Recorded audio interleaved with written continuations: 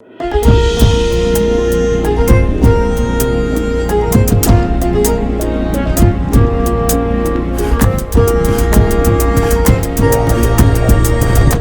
የፈታ ዴይሊ ቤተሰቦች እንኳን ለ85ኛ የኢትዮጵያ አርበኞች የድል በዓል ቀን በሰላም አደረሳችሁ።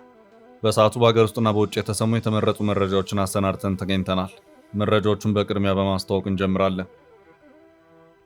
ህወሓት በጀነራል ታደሰ ወረደ የሚመራውን የትግራይ ጊዜያዊ አስተዳደር ቀሪ አድርጌ ቀድሞውን ምክር ቤት መልሳለሁ እያለ ባለበት ሂደት መቀሌ ላይ ምሽቱን የቦምብ ፍንዳታ ተከስቷል። ጥንቅራችን አጠር አድርጎ ከያዛቸው መረጃዎች መካከል ነው። ጀነራል ታደሰ ወረደ ጠንካራ መግለጫ ሰጥተዋል። ክልሉ በተሰባሪ ሰላምና በጦርነት መካከል ባለች ጠባብ መንገድ ላይ እንደሚገኝ ያስጠነቀቁት ጀነራሉ በህወሓት አመራሮች መካከል ያለው ልዩነትን በተመለከተ አፋጣኝ መልእክት ሰደዋል። መረጃውን ይዘነዋል። ኢራን በትላንትናው ዕለት የተኩስ አቁሙን በተግባር የሚያፈርስ ድርጊት ፈጽማለች። ኢራን በተባበሩት አረብ ኤምሬትስ በፉጃሪ የነዳጅ ማከማቻና የኢንዱስትሪ ማዕከል ላይ የድሮን ጥቃት አድርሳለች። ጥቃቱ ለኤምሬት የከፋ ሲሆን ኢራን ግን ስትራቴጂክ ግብ የመታችበት ነው ተብሏል። ትራምፕ ጥቃቱን ተከትሎ ኢራንን ከምድረ ገጽ እናጠፋታለን ሲሉ ዝተዋል። የአሜሪካ ጦር በባህር 7 የኢራን ጀልባዎችን ሄሊኮፕተር በመጠቀም ማውደቡን አስታውቋል። የተኩስ አቁሙን ሊቀለብስ ስለሆነ ውጥረት የምንለው አለን። በቀጭኑ የሆርሙዝ ወሽመጥ ከትላንት ከሰዓት በኋላ ጀምሮ አዲስ ግርግርና ትርምስ ተፈጥሯል። የኢራንን የሆርሙዝ አጥር ጥሶ ለመግባት የተሞከረ ከባድ ወታደራዊ ግብግብ ነው። ትራምፕ እስከ መቼ ተፋጠን በሚል የነጻነት ፕሮጀክት በሚል ያስጀመሩት አዲስ ወታደራዊ ኦፕሬሽን ነበር። ለመሆኑ ምን ደረሰ የሚለውን እንመለከተዋለን። የኢትዮጵያ ኤክስፖርት ገቢ ከ3 ቢሊዮን ወደ 10 ቢሊዮን ዶላር መመንደጉን ቢዝነስ ኢንሳይደር አፍሪካ ዘግቧል። ይህ ታሪካዊ ለውጥ እንዴት ሊመዘገብ ቻለ በሚለው ጉዳይ ዘገባው ማብራሪያ ሰጥቷል። ይዘነዋል። በሳምንቱ በሱዳን ዋና ከተማ ካርቱም ዓለም አቀፍ ኤርፖርት ላይ የደረሰውን የድሮን ጥቃት ተከትሎ ሱዳን ጣቷን ወደ ኢትዮጵያ ጠቁማለች። ለጥቃቱ ኢትዮጵያንና ኤምሬትን የከሰሰችው ሱዳን ዲፕሎማቲክ ያለችውን እርምጃ ወስዳለች። ሱዳን በኢትዮጵያ ያላትን አምባሳደር ወደ አገሯ ጠርታለች። ጉዳዩ ዝርዝር አለው። በመላው አገሪቷ ባሉ ዩኒቨርሲቲዎች ያለውን የምግብ ስርዓት የሚቆጣጠርና የሚመራ ብሔራዊ ተቋም እንደሚመሰረት ትምህርት ሚኒስቴር መረጃ ተሰማ። ስለታሰበው የብሔራዊ ምግብ ተቋሙ የተመለከተ አጭር ዘገባ ይዘናል። እስከ ጥንቅራችን ፍጻሜ አብራችሁን ቆዩ። የምንለቃቸው ዕለታዊ ትኩስ ዜናዎች እንዲደርሷችሁ ላይክ፣ ሼር፣ ሰብስክራይብ ማድረግ እንዳትረሱ።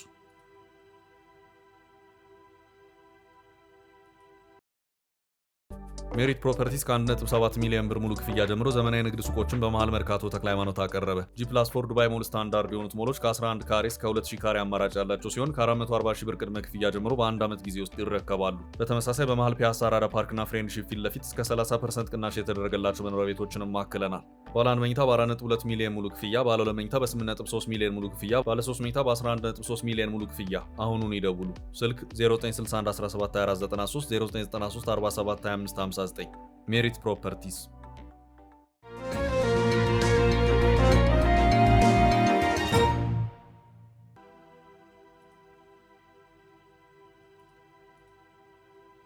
የመቀሌው ፍንዳታ። የጊዜያዊ አስተዳደሩን አስወግጄ ዛሬ 6 ዓመት የነበረውን ምክር ቤት እመልሳለሁ እያለ ያለው ህወሓት በመቀሌ እዚህ ነው የምክር ቤቱን ጉባኤ ለማካሄድ ዝግጅቱን ባጠናቀቀበት ሁኔታ የቦምብ ፍንዳታ ተከስቷል።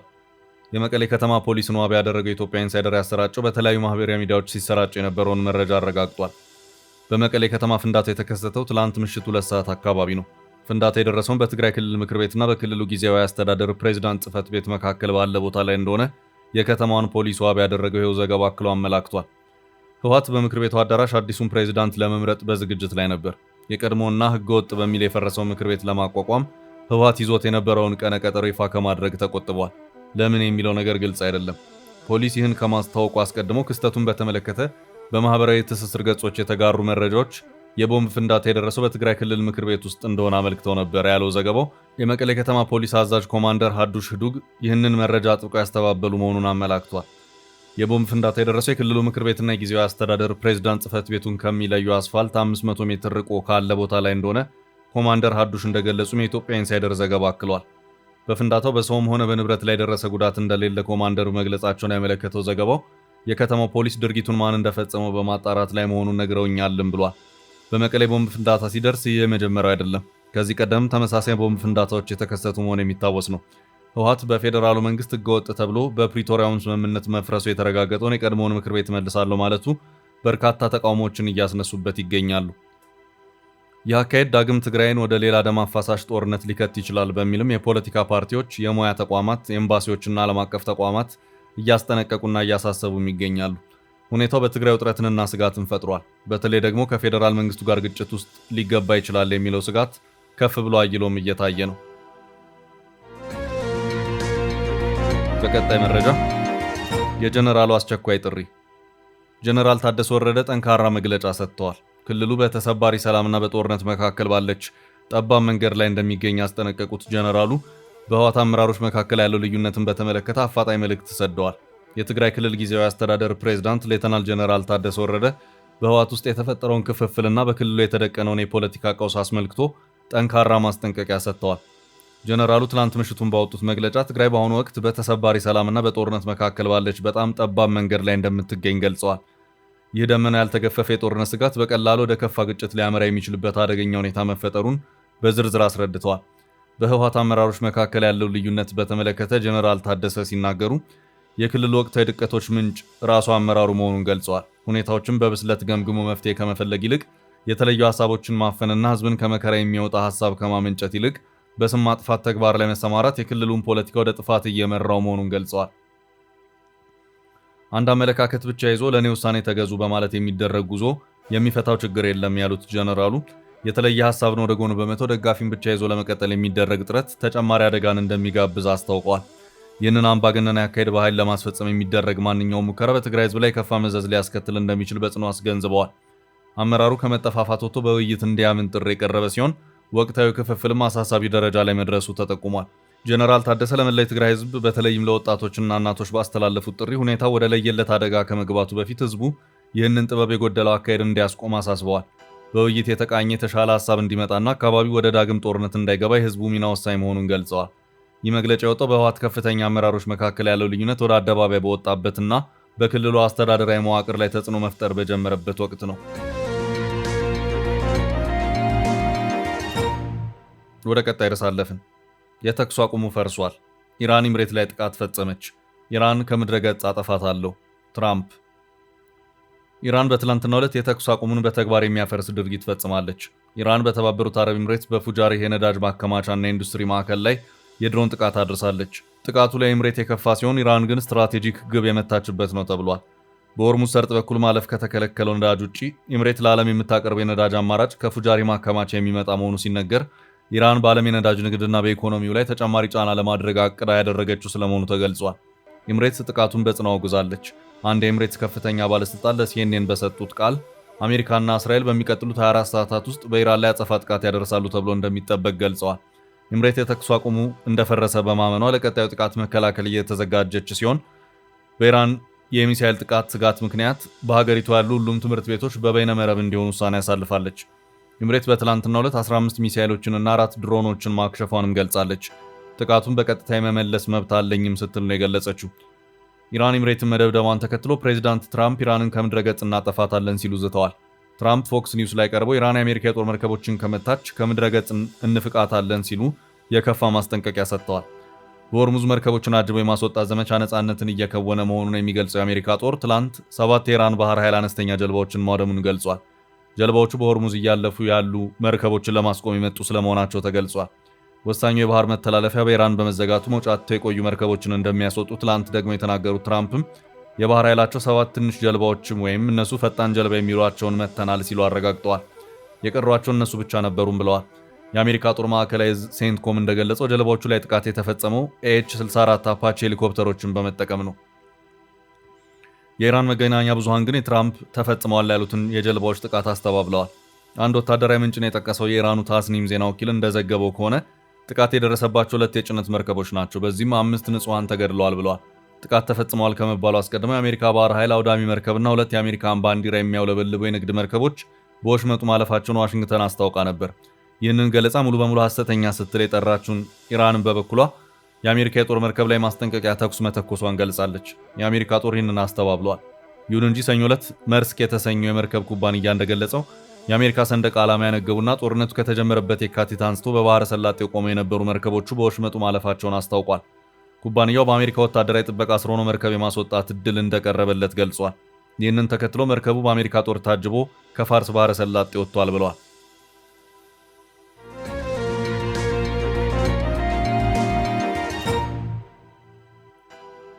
በሌላ በኩል የሆርሙዝ ፍልሚያ ከሰሞኑ በዝምታ ውስጥ የነበረው የሆርሙዝ አዲስ ግርግር ተፈጥሯል። የቀደመውን ከባድ የ39 ቀናት ጦርነት ሊመልስ የሚችል አደገኛ ክስተትም ታይቷል። መፋጠጡ አሁንም እንዳለ ነው። የተወሰነ የኃይል መፈታተሽ የታየበት ፍልሚያም ተካሂዷል። ኢራንም አሜሪካንም አንዱ ሌላውን አጠቃን እያሉ ነው። ክስተቱ የተፈጠረው ፕሬዚዳንት ዶናልድ ትራምፕ በሰጡት ቀጭን ትዕዛዝ ነው። ትራምፕ ፕሮጀክት ፍሪደም በሚል በቃ ግቡበት ማለታቸው ኢራንን ክፉኛ አስቆጥቷል።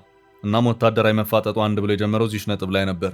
ይኸው አዲስ ወታደራዊ መፋጠጥና ልፍ ሲልም እስከ ኃይል መፈታተሽ ድረስ ያመራው ክስተት የተፈጠረው አሜሪካ በሆርሙዝ በኢራን ታግተው ከተያዙት 20 ሺህ የሚሆኑ መርከቦች መካከል የተወሰኑትን በባህር ኃይል መሪነት አስወጣለሁ በሚል አዲስ የመርከቦችን መስመር ወይም መንገድን በሆርሙዞች መጥ በኩል በመቀየሷ ነው።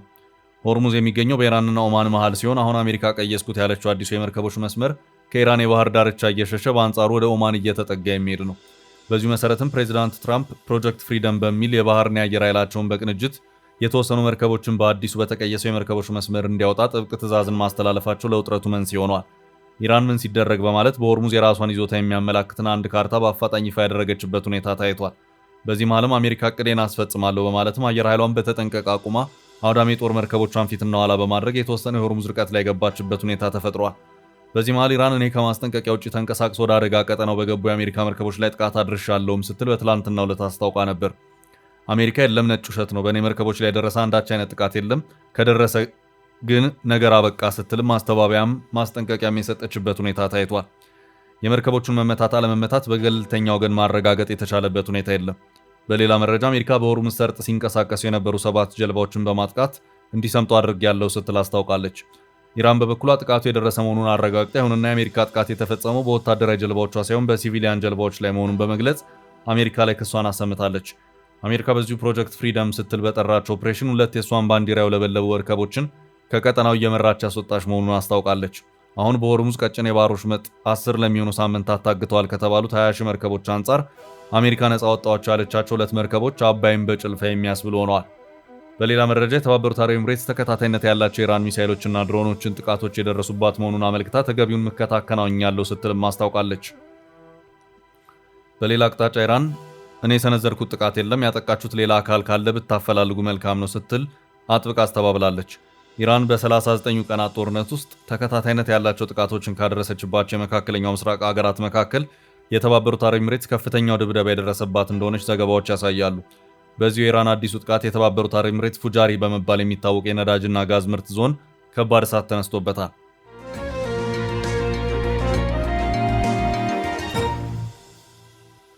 በቀጣይ ርዕስ ሱዳን ከኢትዮጵያ አምባሳደሯ ልታስወጣ ነው። በካርቱም ለደረሰው ጥቃት ሱዳን ኢትዮጵያን አወገዘች። በሳምንቱ በሱዳን ዋና ከተማ ካርቱም ዓለም አቀፍ ኤርፖርት ላይ የደረሰውን የድሮን ጥቃት ተከትሎ ሱዳን ጣቷን ወደ ኢትዮጵያ ጠቁማለች። ለጥቃቱ ኢትዮጵያንና ኤምሬትን የከሰሰችው ሱዳን ዲፕሎማቲክ ያለችውን እርምጃ ወስዳለች። ሱዳን በኢትዮጵያ ያላትን አምባሳደር ወደ አገሯ ጠርታለች። ከሰሞኑ በካርቱም ዓለም አቀፍ ኤርፖርት ላይ የደረሰው ጥቃት ከኢትዮጵያ ድንበር የተነሳ ስለመሆኑ የሱዳን ጦር ባለስልጣናት ሲናገሩ፣ ዘገባውን ያወጣው ሮይተርስ ግን በገለልተኛ ወገን ማረጋገጥ አለመቻሉን ዘግቧል። በኤርፖርቱ ጥቃት የደረሰው በሳምንቱ ሰኞ ዕለት ነበር። የዓይን ምስክሮች በካርቱም ዓለም አቀፍ ኤርፖርት የደረሰውን ጥቃት ተከትሎ ፍንዳታ መከሰቱን ገልጸዋል። ኤርፖርቱ ከ3 ዓመታት ወዲህ ባለፉት ሳምንታት ዓለም አቀፍ በረራዎችን ወደ ማስተናገድ የተመለሰ ሲሆን የፈጥኖ ደራሽ ኃይሎች ከባለፈው አርብ ጀምሮ በኤርፖርቱ ላይ ድሮን ጥቃቶችን አከታትለዋል። የሱዳን ጦር ቃል አቀባይ ብርጋዴር ጀነራል አሲም አዋድ አብዱልዋሃብ በሰጡት መግለጫ የጥቃቱ መረጃ የሚጠቁመው ወደ ኢትዮጵያና ኤምሬት ነው ብለዋል። በወሩ ማርች 1 ቀን ከባህር ዳር ኤርፖርት የተነሳ ድሮን ወደ ሱዳን በመግባት ጥቃት አድርሰዋል ሲሉ ክስ አሰምተዋል። በሳምንቱ ሰኞ ዕለት ተመሳሳይ ድሮን ከኢትዮጵያ ድንበር ውስጥ በመውጣት ጥቃት ፈጽመዋል ብለዋል። ኢትዮጵያና ኤምሬት የሚፈጽሙት ተግባር የሱዳንን ሉዓላዊነት የሚጥስ ነው ሲሉም ተናግረዋል። ይህንን ተከትሎ ሱዳን አዲስ አበባ ላይ ያሉትን አምባሳደሯን ወደ ሀገራቸው እንዲመለሱ መጥራቷን ነው የሱዳን ፖስት ዘገባ የሚያመለክተው። የሱዳን ጦር ሰኞ ዕለት የካርቱም ኤርፖርት ሊመቱ የነበሩ ድሮኖችንም መጥቶ መጣሉን አስታውቋል።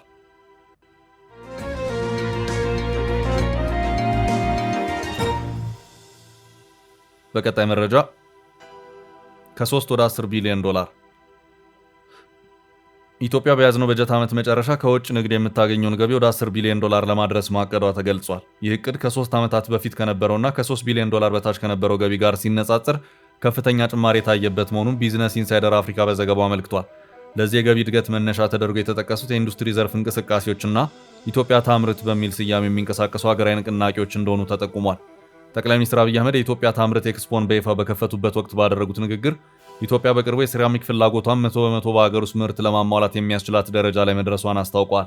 በበጀት ዓመት ውስጥ የውጭ ምርቶችን በሀገር ውስጥ በመተካት $4.85 ቢሊዮን የሚገመት የውጭ ምንዛሬ ማዳን መቻሉንና የሀገሪቱ ኢኮኖሚም የ10.2% እድገት በማስመዝገብ ላይ መሆኑን የጠቀሱት ጠቅላይ ሚኒስትሩ ይህም ሀገሪቱ ከውጭ ምርት በጥገኝነት በመውጣት የኢንዱስትሪ ሉዓላዊነቷን ለማረጋገጥ የምታደርገውን ጥረት የሚያሳይ መሆኑን ገልጸዋል። የፋብሪካዎች የማምረት አቅምም ቀደም ሲል ከነበረበት 47% ወደ 67% ከፍ ማለቱም ተመልክቷል። በኢንቨስትመንት ረገድም ባለፉት 4 ዓመታት ውስጥ ከ2800 በላይ አዳዲስ የሀገር ውስጥና የውጭ ቀጥታ ኢንቨስትመንቶች ወደ ስራ መግባታቸው ተገልጿል። መንግስት በሀገር ውስጥ እንዲመረቱ ለይቶ ባስቀመጣቸው 96 ምርቶች ላይ ትኩረት አድርጎ እየሰራ መሆኑ የተገለጸ ሲሆን በተለይም የሴራሚክስ ኢንዱስትሪን ስትራቴጂካዊ በሆነ መልኩ ለማሳደግ እየተሰራ ይገኛል። ይህ እንቅስቃሴ የውጭ ምንዛሬን ከመቆጠብ ባለፈ የሀገር ውስጥ የማምረት አቅምን ለማሳደግ ያለመ መሆኑ በዝርዝር ቀርቧል። በአጠቃላይ የኢትዮጵያ ኢኮኖሚ 10.2% እድገት እያስመዘገበ መሆኑ የተነገረ ሲሆን ለዚህም ግብርና፣ ማዕድን፣ ማኒፋክቸሪንግ፣ ቱሪዝም እና ቴክኖሎጂ ዘርፎች የየራሳቸውን ድርሻ እያበረከቱ ይገኛሉ። የኢትዮጵያ ታምርት ኤክስፖም የሀገሪቱን የኢኮኖሚ ራዕይ በተግባር ለማሳየት እንደ መድረክ እያገለገለ መሆኑ ተጠቅሷል። ይህ በቴክኖሎጂና በፈጠራ የታገዘ የኢኮኖሚ እንቅስቃሴ ኢትዮጵያን በአፍሪካ ደረጃ ተወዳዳሪ ለማድረግ ካለው ግብ ጋር የተያያዘ መሆኑ ተመልክቷል። ውድ ቤተሰቦቻችን ለዛሬ ያዝንላችሁን ርዕሰ ጉዳዮች እዚህ ላይ ቋጨን። ላይክ፣ ሼር እና ኮሜንት በማድረግ ለቻናላችን ድጋፋችሁን መግለጽ እንዳትዘነጉ እያልን ከሌሎች መረጃዎች ጋር ደግመን እስክንገናኝ ቸር ያሰማን ስንል ተሰናበትን።